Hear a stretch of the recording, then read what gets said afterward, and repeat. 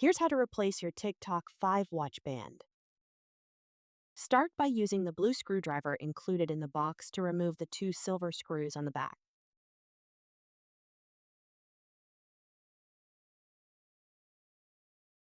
Hold the band bar screw near the speaker side with your finger to keep it steady. Use the black screwdriver to loosen and remove the band screw to release the band.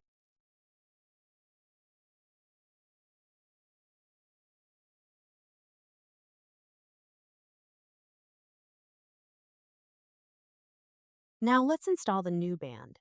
Place the new band between the two lugs.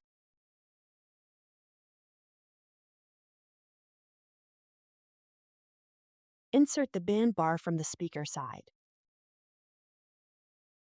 Use the black screwdriver to guide it into place, making sure it sits flush and fully aligned.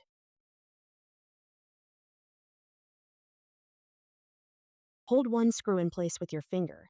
Insert the second screw and tighten it securely.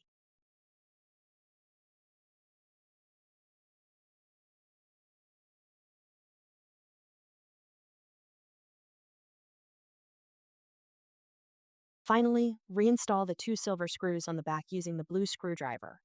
And you're all set.